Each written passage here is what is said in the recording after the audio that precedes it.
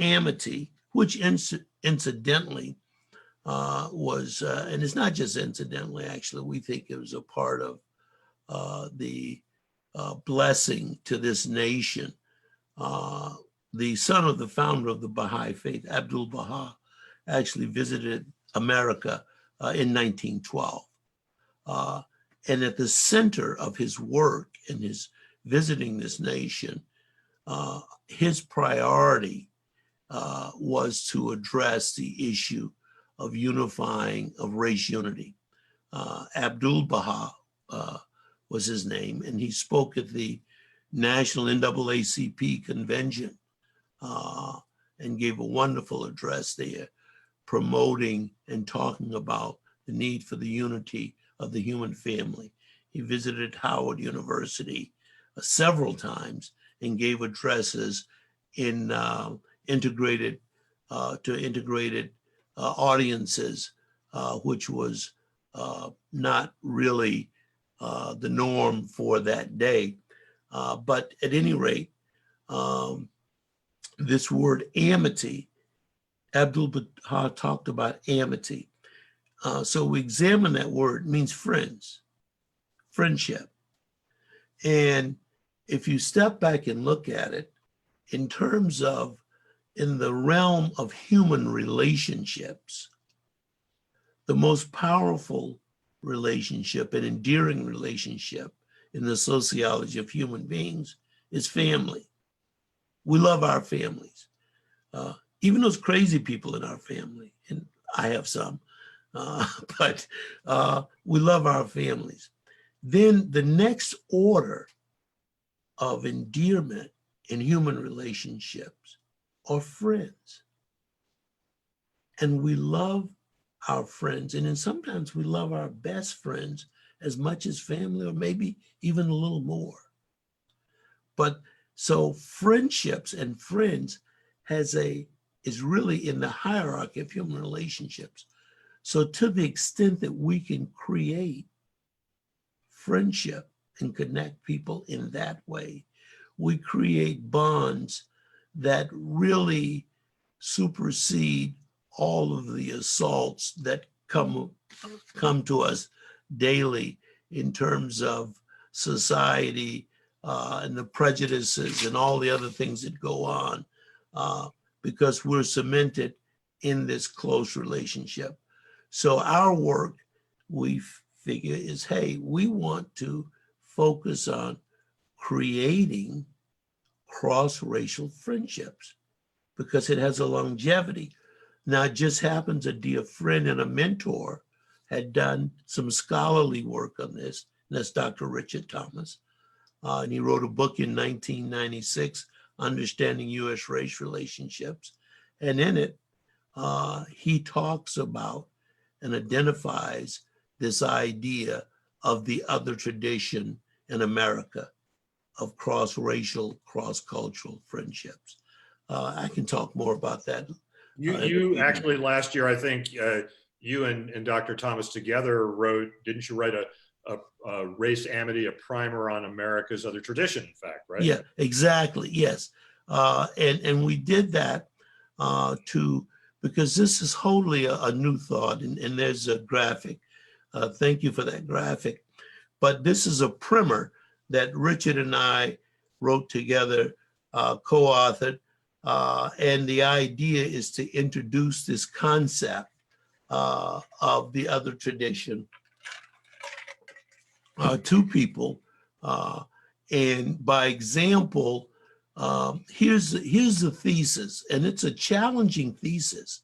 And we get into some very spirited discussions with other scholars and thinkers. But here's the thesis of the other tradition, that we can look at all progress toward racial justice and equity in America, in American history, and we can look at the movements that have pushed those changes and created them. And if we examine them, we find as a part of the core of those movements, we find close, loving, cross-racial, cross-cultural friendships. So the thesis is, throughout our history in America, we've witnessed the horrors of racism, and virtually every thinking person can point to all sorts of examples of discrimination and injustices. So that history is a tradition. There's a racist tradition in America. What we don't realize, and what we're trying to celebrate in our work, is that there has always, since the inception of this country, and that's why we did this documentary that's presently on PBS, there has always been a parallel moral counterweight to racism. Small groups of people pushing back and ultimately being victorious in making change along the way. Let me ask you, you often talk about sort of you call it blame, grievance, rejection cycle. Tell us a little bit about that. Okay. That's a whole discussion relative to dialogues on race and how we are not, in the end right now, being very productive because of that cycle of blame, grievance, and rejection. But I wanted to just finish for a second this comment about the other tradition and its power. That something that we need to look and know, David, is that there is, and we fail to realize this, though we mouth it every year at the King Day thing, everybody, Dr. King, the power of blah, blah.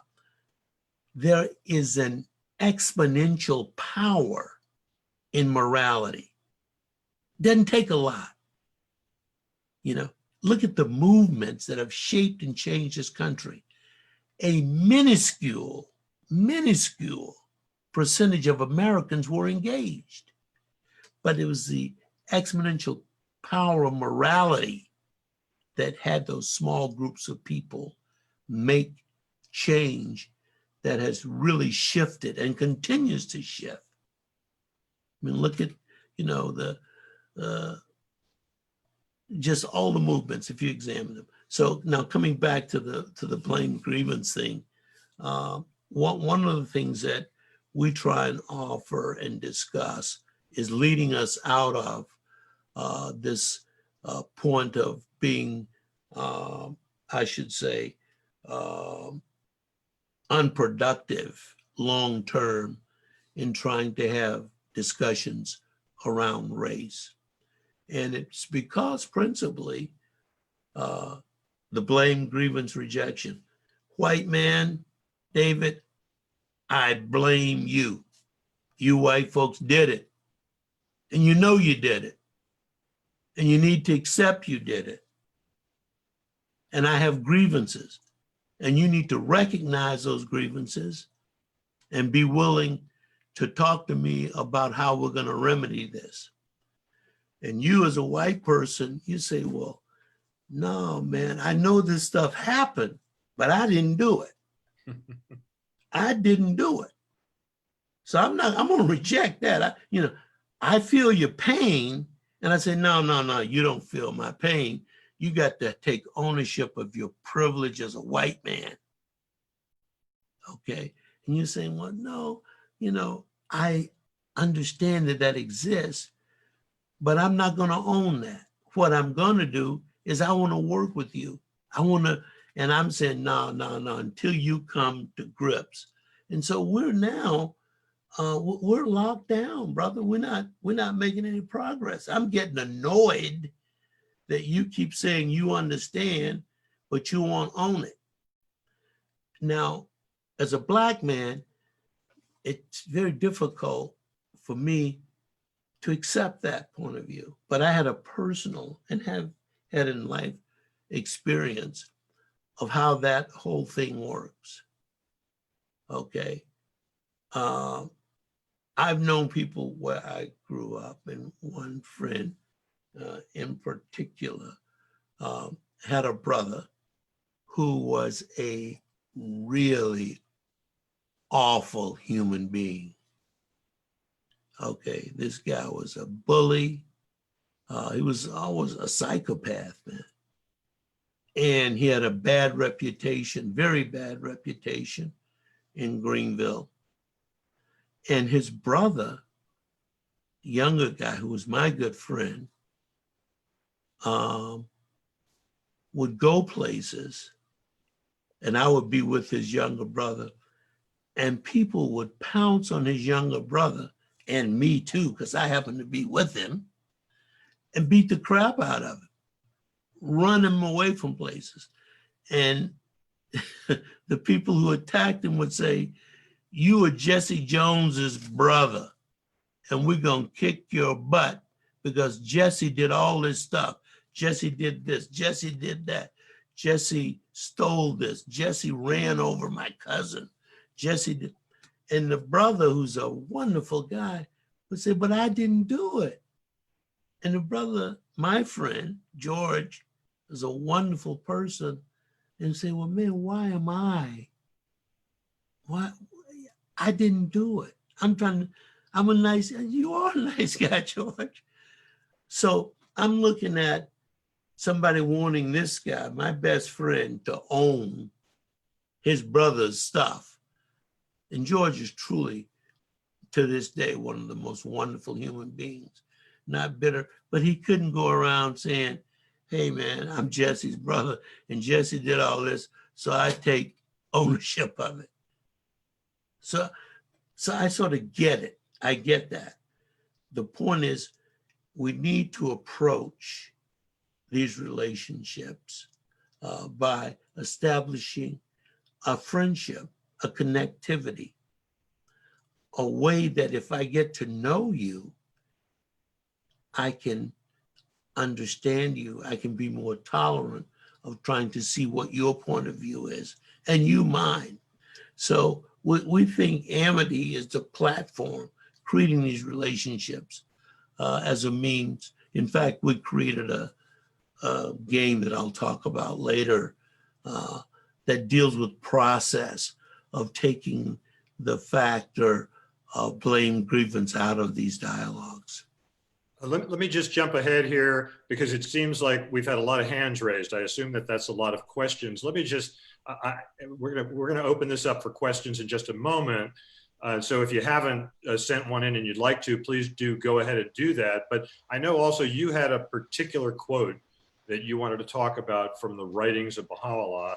And I think we've got a graphic on that as well. Why don't we talk about that while questions are coming in, and then we'll see what folks have on their mind. Can you bring that up for us? Yes. Well, no, it's just I'd asked, you asked me, what, Smitty, did you want to take away from this little time of talking about race amity and what you do? If there's one thing I could offer the listeners and participants is this quote, which is dear to me because it's uplifting and it's a clarion call for all of us to take a look at in its simplicity, but it has tremendous spiritual power and beauty. And it's from the Baha'i writings. "O well-beloved ones, the tabernacle of unity hath been raised. Regard ye not one another as strangers. Ye are the fruits of one tree and the leaves of one branch."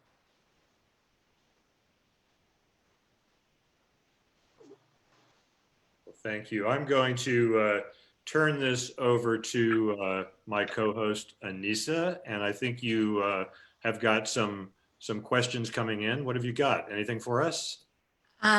Yes. So our First, I want to just take a moment to thank Smitty for his insights and what he's shared with us so far.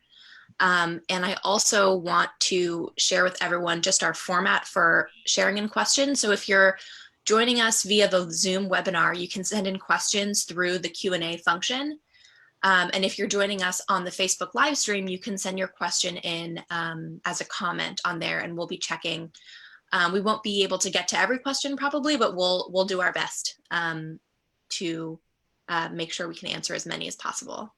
And so with that, our first question is a question about some of the documentaries that you've produced, Smitty, and kind of some updates on that, and maybe what you think some of the big overarching impacts and themes have been of that work that you've done. Well, my work centers on trying to promote and talk about the achievements of underserved and underrepresented people in American history and society and stories, and at the same time to tap into the, if you will, moral counterweight factor that is present in the stories of those people and folk. And excuse me, certainly that was one of the themes of the Invisible Soldiers, Unheard Voices, which was a documentary on African American, Latino Americans, Asian Americans who served in World War II and who were unrepresented. And one of the beautiful stories in that documentary that promoted this idea of the oneness of the human family is Senator Daniel Inouye, who received actually a Congressional Medal of Honor, who's an American who was Hawaiian actually, but of Japanese descent. In the film, he talks about when he got wounded, severely wounded, and how the blood was segregated in World War II, and how they would not give transfusions to white people of either Asian or African American blood. But in his being wounded, all the transfusions he received were from African Americans. And in the film, he says, man, I have black blood in my veins, and I know that these are my brothers and that we are one. And I mean, it was just so powerful to hear this guy just say that. I mean, it's totally in a different setting, but the idea of illustrating that point.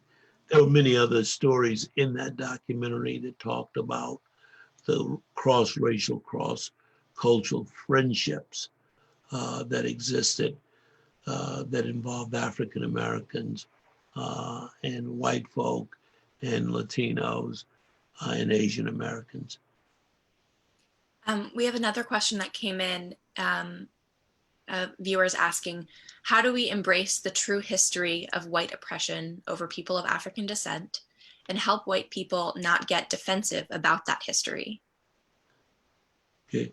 How do we embrace the history? Mm-hmm. And respond to the defensiveness that we're often met with? Well, I'm not sure that I would use the word embrace the history. I would think of it in terms of understanding what happened and knowing that there are people who, for selfish reasons, have always put themselves above others in regard to race. And overwhelmingly, numerically, that's been practiced in this country, in America. So we have to understand that that happened, but we have to at the same time understand that that has not been and is not the forever sentiment and status of American society.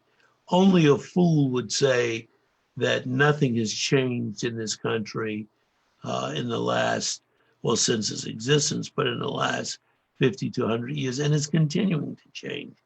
And it's changing because of the power of the moral power of the other tradition of these small groups of people pushing forth and making this change. So, we understand the truth. We say this happened, but let's move beyond it and focus on how do we use human relationships to make change, and how do we create those relationships? And everybody has a part in that. I'm sorry. On a similar thread, another question came in about just what you were alluding to, this idea of silence towards injustice. And the question is, how can folks, or how should folks as well, take personal responsibility? I think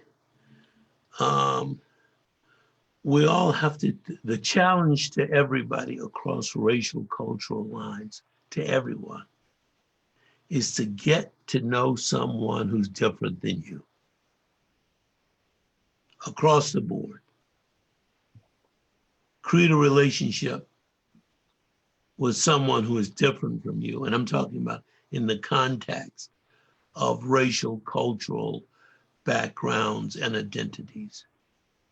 That's a challenge for Black people, white people, brown people, everybody. That's a premise. And people can bob and weave and come up with all kinds of stuff about philosophically and what they want to see and blah, blah, blah, blah. But be the change. And that's one of the things that we've been working on at the National Center. Be the change you want to see in race relations.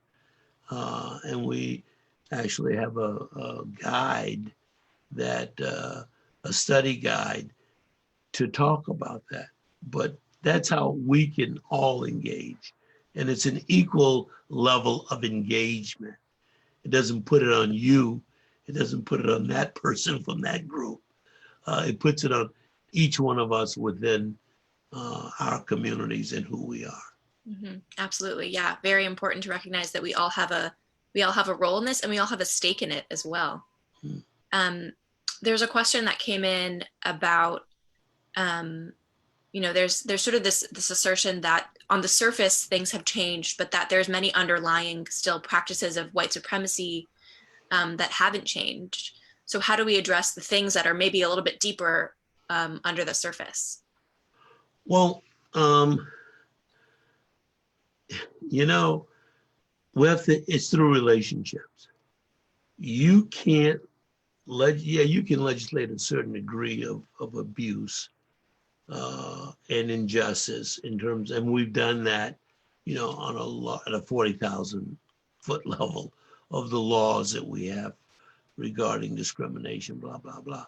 But when you get down to the individuals involved in the society, it has to be at that level. I don't want to go into make a broad philosophical projection or analysis, but I will keep to a simple thought. And that thought is that people are capable of change. And even that deep down hardcore folk, it just keeps happening. You keep seeing these exceptional things that you say, whoa, how the hell did that happen? I mean, what did this come from? I mean, everything from, going back to Zenona Clayton befriending the Grand Dragon of the Georgia Klan back in the 60s. And this guy literally recanting the Grand Dragon of the Georgia Ku Klux Klan. Now, you would not have ever thought of that would happen. And you talk about hardcore deep down. Now, the dynamics of that were centered on friendship. Some of the worst people in our histories have transformed, and we need to keep this in mind individually, that every person, and this is in the Baha'i writings, teachings, that we were born noble and that there is nobility within us. Noble have I created thee. So even those people who are sunk now into hatred and things, they too have a nobility as human beings. And some of them can rise. And people say, oh, Smitty, you're crazy, man. You're just pie in the sky. But I'll tell you, two of my favorite heroes in life and history, or people I admire, were Malcolm X and Newton. You know, it's crazy. They changed. They were despicable in some aspects of their lives, but they transformed themselves to be just incredible human beings with the power and an insight to affect the thinking and the lives of so many others. So let's realize the possibility of transformation. Yeah, totally.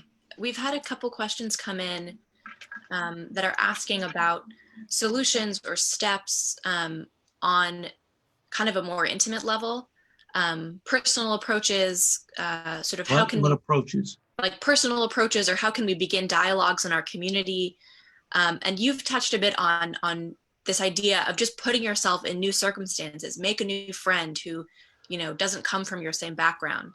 But I would love, in a similar vein, and kind of off of what you were saying about Malcolm X and Huey Newton, what are maybe some stories or figures we can learn No, it about? wasn't not Huey, not Huey. No. It was Amazing Grace Newton, Oh, okay. the slave trader, Okay. who was known through history as the most prolific trader in the cross-Atlantic slave trade. And you know, what's the song, Amazing Grace? He penned that song because in the middle of a raging storm, bringing hundreds of slaves in the bottom of his ship, and you heard them moaning and groaning, and it occurred to him, by God, these are human beings.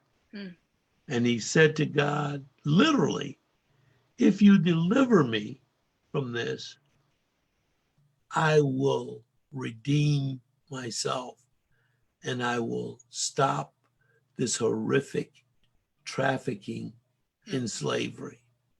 And he is one of the reasons, and I don't know why I'm blanking on his first name. I mean, you say, well, geez, one of your favorite people, you should know his first name. Newton, but not Huey. Got it. We'll just make a note. Okay. But that the English abolished slavery some 40 plus years before America.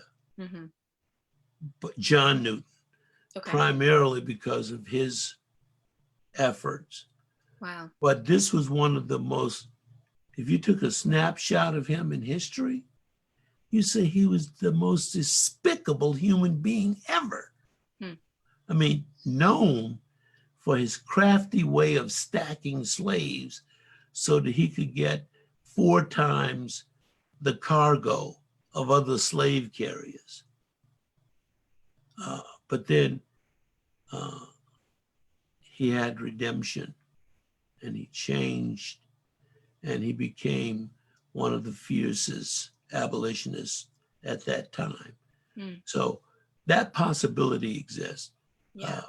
But anyway, I'm sorry. No, thank you for clarifying Yeah. that. And I think it's even so telling of how rich and varied, there are so many histories and stories and people we can learn about. And so thank you for sharing that. We've had some questions come in more specifically about the National Center for Race Amity, and some of the resources that you all provide. So I'd love if you can just give a quick overview for how people can tap into some of those resources that were mentioned in the chat, but additional things you guys provide, and also talking about Race Amity Day and the work that you've done with that.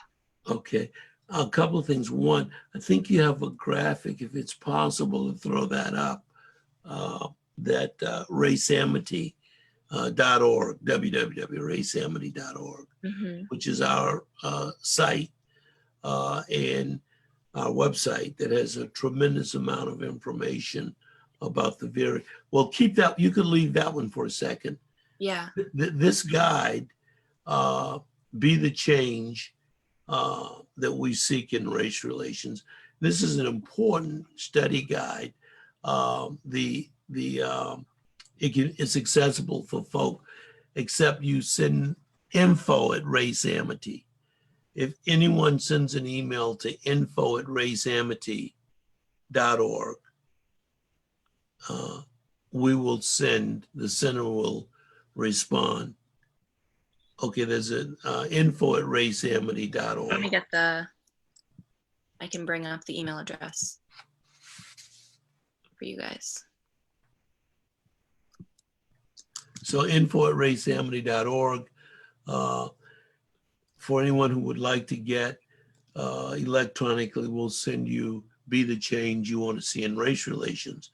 Now just coming back quickly, that this study guide is based on a development from the National Spiritual Assembly of Baha'is of the United States. As we've said over and over, and listeners know, the dedication and focus of Baha'i is the unity of the human family. And so our national organization, administration, of course, promotes that thought as well. And one of the ways is that they issued a statement some years ago on the power of race unity, race unity, America's most challenging issue. And it points to all of the things that we need to address relative to this most challenging issue in the nation. So we built this discussion guide around some of those observations. And this is free. This is not any cost thing. If people go to, just send an email to info@raceamity.org. Relative to Race Amity Day, and the thing is, we missed earlier sort of going through the litany of activities that we're engaged in, but one ongoing one is that having Race Amity Day observed the second Sunday in June nationwide. And our work right now centers on establishing Race Amity Day as a national day of recognition. We had it recognized by the U.S. Senate 2 years ago through a resolution, but we want to permanently make the second Sunday in June as an official day in the U.S. 2 states have actually done it. One, people might be able to guess quickly, which is Massachusetts. It's an official day on the state calendar, passed by the legislature, second Sunday in June.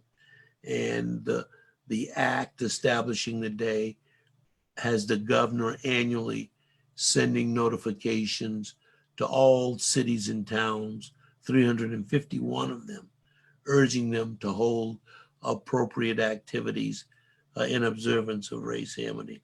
The second state to do, they've done it for 1 year, and we're trying to get it permanent in that state, is South Carolina. South Carolina established through the state assembly last year, the second Sunday in June is Race Amity Day in South Carolina, and we're hoping to make it permanent. We're working this year to do it, to have it done in 4 other states. And at the same time, we're working to get this national resolution passed. So anyone interested can go. Again, they can go to raceamity.org, or they can send an email to info@raceamity, and our office will send connections to links with information, materials that are free that people can download from our website. Are there any plans or considerations that have been made for this year's celebration, given the kind of confinements that we're in right now? Yeah, well, it's interesting. Various towns, here in the town that I live in, the Sudbury Race Amity Day Committee, in fact, they're meeting at 4 o'clock to talk about what kinds of things should be done. One of the suggestions that's come from, actually came from 2 different towns, is that we do a short program of about 30 minutes on the through like a webinar with a presentation. This would be for national consumption on Race Amity Day, and getting a speaker to do that so that it can be shared nationally. And then at the end of that presentation, have every town and community create their own activities to engage and talk about race amity. And one of them can be having dialogues. There's so many levels.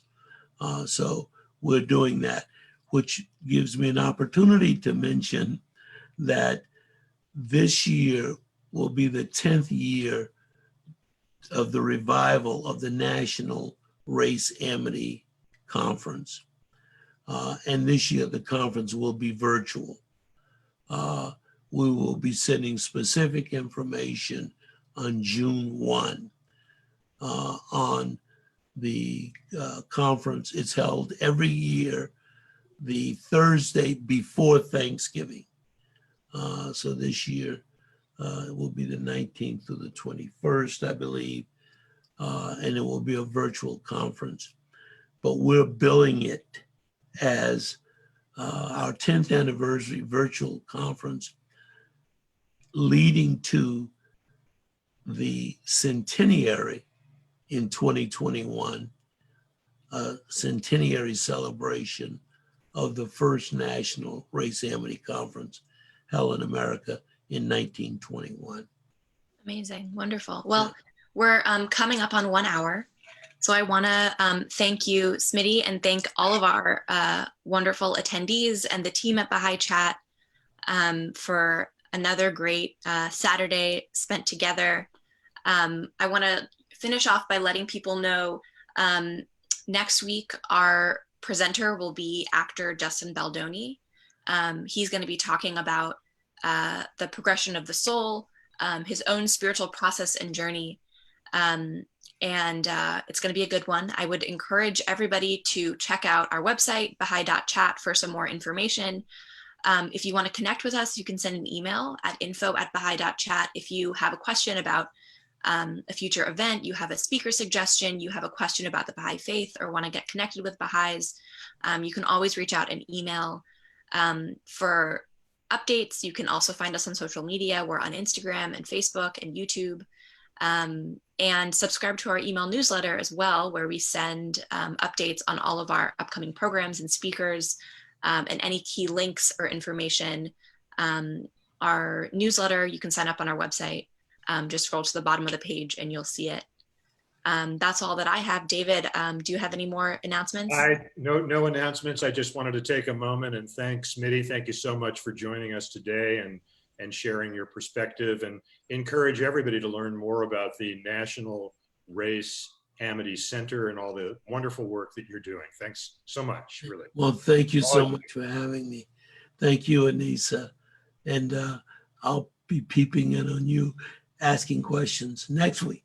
We look forward to it. We look forward to it. Yeah, thank you so much. Thank everybody for joining us, and we'll see you all next week. Yes. Okay.